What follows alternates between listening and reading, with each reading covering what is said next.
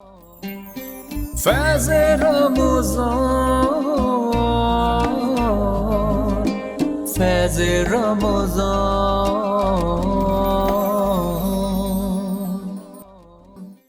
فیض رمضان۔ ناظرین، آپ سب دیکھ رہے ہیں فیض رمضان۔ وقفے کے بعد ہم ایک بار پھر حاضر ہو گئے۔ مفتی محمد صادق صاحب ہمارے ساتھ موجود ہیں اور آج ہم بہت اچھے موضوع پر بات کر رہے ہیں، حقوق العباد پر۔ حقوق العباد پر ہم نے اتنی بات کی، اس میں ہی پڑوسیوں کا بھی جب ذکر آتا ہے تو اس میں بڑی عمدہ بات، اس میں بڑی اقسام ہوتی ہیں کہ صرف ایک جگہ کا نہیں، کچھ روشنی ڈالی اس پر۔ ہاں، تو میں عرض کر رہا تھا کہ جس طرح پڑوسی میں ہمیں دنیا میں ہم دیکھتے ہیں کہ اچھا پڑوسی مل جائے جو بڑا ذہ نصیب ہوتا ہے، بعض دفعہ پڑوسیوں سے پڑوسیوں کی لڑائی بھی ہوتی ہے، اور یہاں تک کہ حضور علیہ السلام کے دو پڑوسی تھے، دونوں حضور کے دشمن تھے۔ ایک اس میں جو ہے وہ تھا ابو لہب اور دوسرا عقبہ بن معیط، اور یہ دونوں حضور کے دشمن تھے اور اپنے کچرے اٹھا کر حضور کے دروازے پر ڈال دیتے۔ مگر یہاں ہم اور آپ کے لیے بھی نصیحت ہے کہ یہاں حضور کا اخلاق کریمہ تھا کہ آپ وہ کچرا جمع کر کے آپ جو ہے وہ ہٹا دیا کرتے تھے، کبھی لڑتے نہیں تھے۔ آج ہمارے یہاں پر بلڈنگ میں آپس میں لڑائی ہوتی کہ پانی تمہاری باری تھی، تم نے نہیں بھرا، تم نے زیادہ وہ کر دیا۔ تو ایسی صورت میں کوشش یہ ہونی چاہیے کہ آپس میں ایک اخلاق کریمہ کا مظاہرہ کیا جائے۔ اور یہاں پر میں نے عرض کیا کہ قبرستان میں بھی اچھے اپنے جو ہے نا کوئی اچھا پڑوسی ملے، چونکہ حضور نے فرمایا کہ ادفنوا موتاکم وسط قوم الصالحین، کہ اپنے صالحین کے درمیان اپنے میتوں کو دفناؤ۔ اور یہاں پر اعلیٰ حضرت فرماتے ہیں کہ ایک شخص جو ہے، ایک بزرگ فرماتے ہیں کہ ایک شخص کی قبر کھل گئی تو دیکھا کہ اس کے اوپر جو ہے نا پھولوں کی لڑی ہے، اور اس کے پھولوں کا دونوں اس کے ناک پر ہے، سبحان اللہ، اور پورا پھولوں کی لڑی اور ناک پر اس کے نتنے پر جو ہے وہ پھول رکھے ہوئے ہیں۔ اور چونکہ پانی یا کچھ ایسا مسئلہ تھا تو مشورہ ہوا کہ اس کی قبر سے نکال کر کہیں اور اس کی قبر پر منتقل کی جائے، اور دوسری جگہ لے جا کر جیسے اس کو وہاں پر قبر کھدوا کر وہاں جیسے ہی دفن کرنے کے لیے لٹایا تو وہی فوراً جو ہے وہ پھولوں کی لڑی اور وہ پورے فوراً سانپ بن گیا۔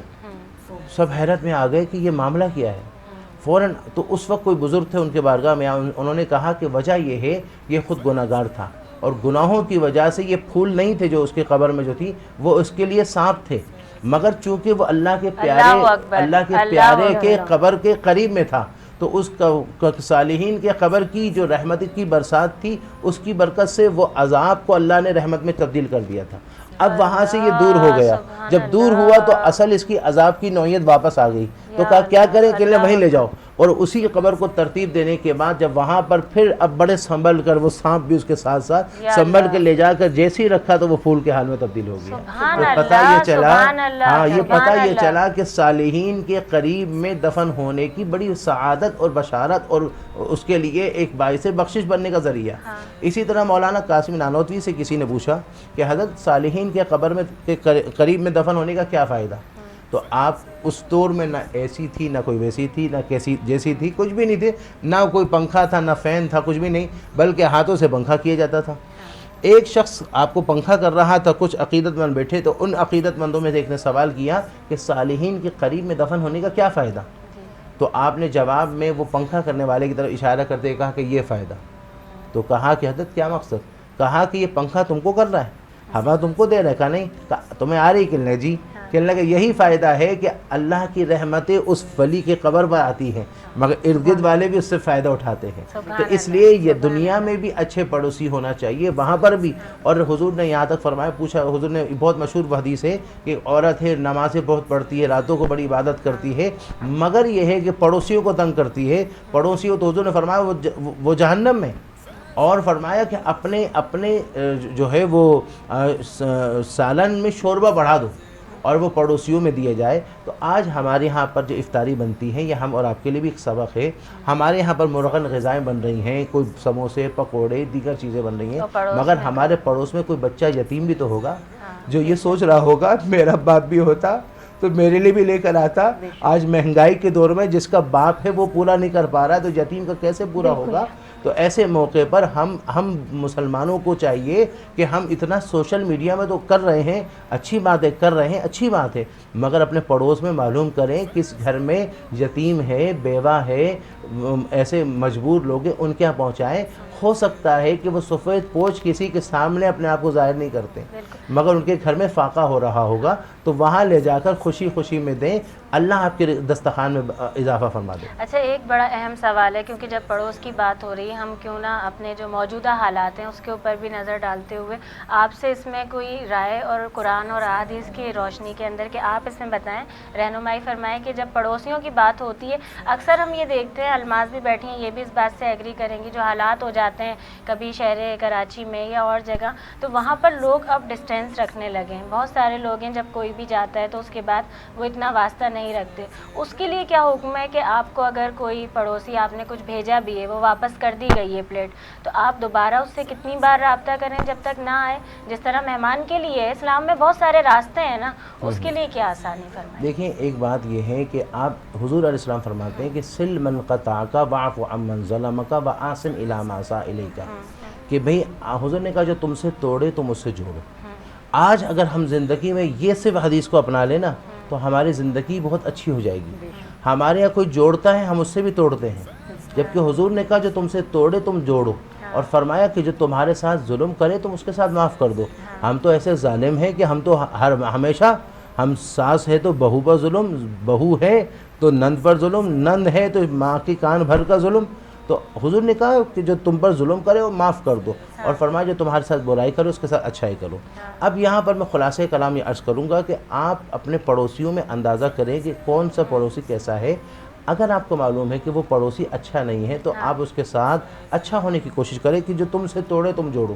اور دوسری بات میں یہ عرض کروں گا کہ ایک بزرگ فرماتے ہیں کہ ایک گلاس پانی ہو اور پورا پانی کڑوا ہو، اور ایسے موقع پر جب پورا پانی کڑوا ہو اور آپ اس کے اندر اور زہر ڈالو گے تو اور کڑوا ہوگا، ایک چمچہ چینی ڈالو گے تو کڑواہٹ تو ختم نہیں ہوگی، مگر جب دوسرا چمچہ ڈالو گے پھر تیسرا چمچہ ڈالو گے، آہستہ آہستہ کڑواہٹ ختم ہونا شروع ہو ہی جائے گی۔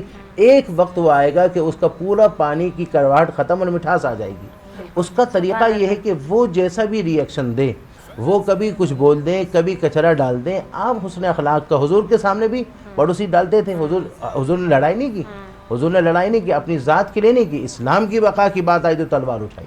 ہمارے یہاں پر ہماری ذات کی بات آئے تو ہم یہاں پر شروع ہو جاتے، اور جب اسلام کی بات آتی ہی کر کے دانتی دکھاتے ہیں، تو یہاں اپنی ذات کی بات آئے تو وہاں پر وہ کرے۔ اور یہاں ایک بڑی پیاری بات جو میری زندگی کا ایک بہت بڑا میرا ایک وہ ہے جو میں نے اصول باندھا ہوا ہے، اور میں یہ گارنٹی سے کہتا ہوں کہ آپ لوگ اپنائیں گے تو آپ کو بھی اس کا بڑا فائدہ ہوگا، اور یقیناً آپ نے تو اپنایا ہوگا، یقیناً ظاہر ہے آپ کہیں گے کہ مولانا یہ کہہ رہے ہو کہ آپ نے نہیں اپنایا ہوگا تو میری انسلٹ ہو رہی، تو آپ نے بھی اپنایا ہوگا۔ میں چونکہ ایک جگہ امامت کیا کرتا تھا، اور دیکھیں کوئی ایسا بندہ نہیں ہو سکتا کہ ہر بندہ اس سے محبت کرے، اس کی عقیدت مند ہو۔ ہر جگہ اس کے عقیدت مند بھی ہوتے ہیں، اس کے مخالف بھی ہوتے ہیں۔ اگر یہ کہیں گے آپ اچھے ہیں تو سب اچھے ہیں، تو حضور سے بڑھ کر تو کوئی اچھا نہیں تھا، جبکہ حضور کے ابو جہل مخالف تھا۔ تو میں نے عرض کیا، میرے والد صاحب چونکہ عالم ہے، روحانی شخصیت ہے اور صاحب نظر ہے، ان کا یہ عالم ہے کہ وہ وہاں سے بیٹھ کر بعض دفعہ گھر کے بارے میں کوئی بات ہماری ہو رہی ہے تو وہ فون کر کے ہاں بھائی کیا ہو گیا، ایسے ایسے تذکرہ، ارے یہ تو ہمارے گھر میں بات چلی تھی، ان کی نظر کا یہ عالم، کش کا یہ عالم، مگر اپنے آپ کو ویسے ظاہر نہیں کرتے، اللہ نے بڑا کرم کیا۔ تو ان کا تو یہ عالم ہے کہ کسی گھر میں جنات ہو تو وہاں سے قدم رکھ کر نکلتے تو جنات بھاگ جاتا ہے، ان کی روحانیت کا یہ عالم ہے۔ تو میں نے ابو سے عرض کیا، آپ ماشاءاللہ تو بولیں، میرے والد کی تعریف ہو رہی ہے اور آپ ایسے سن رہے، آپ کہہ رہے تم تعریف کرو اپنے والد کی اور میں اپنے والد کی تعریف نہیں کروں، تو یہ تو وہ ہے، تو آپ بھی تعریف کر لیجیے گا۔ یہاں پہ ایک ہو گئی کہ یہیں پر بات تو ذکر، کیونکہ میں نے تعارف کروایا تھا آپ کا اور میں اس میں جاننا چاہتی تھی آپ کے بارے میں، اور پھر ذکر آ گیا والد محترم۔ سبحان اللہ، ارے ان کی تعریف سے ہمارا دل خوش ہوگا، ہم وہ نہیں، اب آپ کو جواب مل گیا اس بات۔ ہاں ماشاءاللہ ماشاءاللہ، اچھا آپ نے بہت ہوشیار ہیں، آپ نے فوراً جواب بنا لیا۔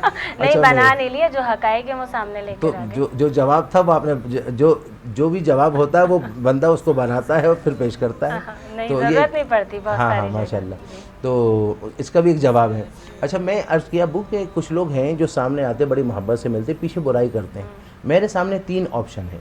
پہلی بات، اگر پتہ چلے کہ فلاں برائی کر رہا تھا تو میں نے کہا ان کو بلاؤ اور کھری کھری سنا دو، ایسی کی تیسی، تم نے ایسا ایسا کہا تھا۔ دوسرا آپشن یہ ہے کہ نہ بات کروں، نہ بات بنے، نہ بات بڑھے، نہ بات بنے۔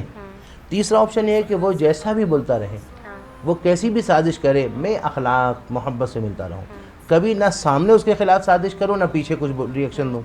آپ کیا بولتے ہیں؟ چونکہ میرے والد مجھے ہمیشہ اہم معاملے میں گائیڈ آج بھی لیتا ہوں. تو ابو نے کہا قرآن سے پوچھو. میں نے کہا کہاں سے پوچھو؟ کہا ادعو الی سبیل ربک بالحکمہ والموعظۃ الحسنہ وجادلہم باللتی احسن فاذا الذی بینک وبینہ عداوۃ کأنہ ولی حمیم. فرمایا قرآن کہتا ہے اپنے رب کی طرف حکمت سے بلاؤ, اچھی نصیحت سے بلاؤ, اور جانی دشمن بھی ہو تو ایسے ہی اس کے ساتھ چلو کہ گہرا دوست بن جائے. تو اب یہاں پر یہ آیا کہ جانی دشمن ہے تو اس سے لڑائی وہ نہیں کرو کہ اس سے بھی تم دشمنی کرو, نہیں, اس کے ساتھ ایسے چلو گہرا دوست بن جائے. میں نے وہ نصیحت کو اپنے پلو میں ایسا باندھ دیا, اپنے دامن میں ایسا باندھ دیا کہ میں نے کبھی اس کا رپلائی میں کبھی ریئیکشن نہیں دیا, کبھی میں نے خلاف سازش نہیں کی. میں نے اپنی زندگی میں دیکھا وہ لوگ جو الٹا سیدھا بولتے تھے بعد میں اخلاق دیکھ کر وہ اچھے ہو گئے اور وہ ہو گئے. تو یہ زندگی میں اپنے ساتھ اپنا لینا چاہیے. بالکل بالکل, سبحان اللہ, ماشاء اللہ.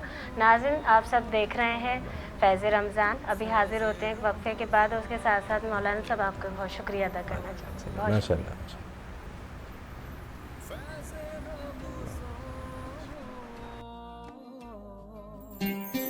فیض رمضان فیض رمضان